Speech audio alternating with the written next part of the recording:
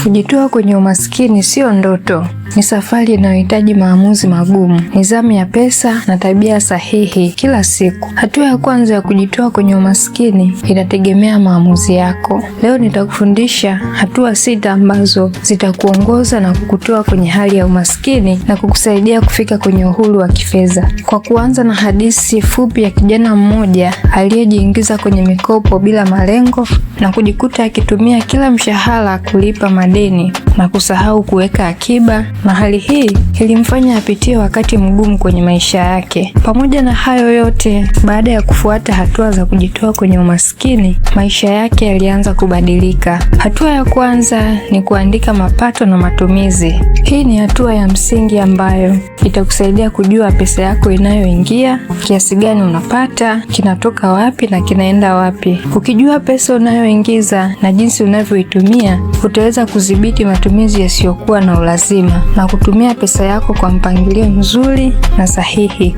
Kuandika mapato na matumizi yako kutakusaidia kujua tabia yako ya kifedha, namna na jinsi unavyotumia pesa zako. Hii itakusaidia kupunguza upotevu wa pesa na kukuwezesha kutumia pesa kwa malengo na nidhamu pia. Ukishindwa kufuatilia pesa unazozipata na pesa unazozitumia, huwezi kuona ni wapi pesa zako zinapokwenda. Na hatua ya pili, usiige maisha ya watu wengine. Asilimia kubwa ya watu wengi wanaishi maisha ya watu wengine. Kuiga maisha ni usafiri wa haraka sana unaopeleka watu wengi kwenye umaskini. Acha kuiga maisha ya watu wengine, anza kuishi kulingana na uwezo wako, kipato chako na malengo yako pia. Ukiacha mashindano ya kuonekana una pesa mtandaoni na kuelekeza pesa zako kwenye maendeleo yako, utaanza kujijenga na kujitoa kwenye umaskini. Hatua ya tatu ni kuweka akiba. Pesa hufuata pesa. Ukiwa na pesa utapata pesa. Hata maandiko matakatifu yanasema, mwenye nacho atapewa na asiye nacho hata kile alicho nacho atanyang'anywa. Ukiwa na pesa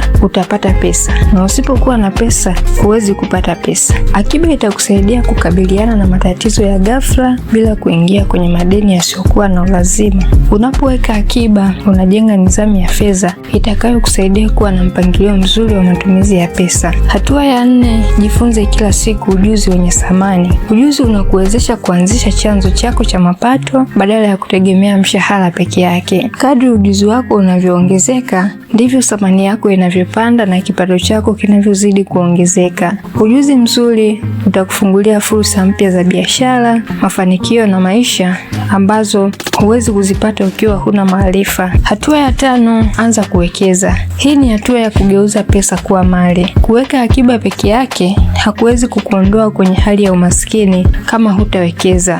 Uwekezaji una nguvu ya kukupa kipato cha muda mrefu na uhakika wa kifedha. Uwekezaji hufanya pesa izidi kuzaa pesa. Hatua ya 6, ishi chini ya kipato chako. Kuishi chini ya kipato chako kutakusaidia kuokoa kiasi kikubwa cha pesa kila mwezi, kupunguza madeni na kujenga akiba kwa ajili ya dharura na uwekezaji pia. Kama unataka kujitoa kwenye umaskini, usisubiri bahati ama mshahara mkubwa. Hatua hizi ni msingi wa uhuru wa kifedha. Andika taarifa za mapato na matumizi, usiige maisha ya watu wengine, weka akiba, jifunze kila siku ujuzi wenye thamani, anza kuwekeza, lakini pia ishi chini ya kipato chako.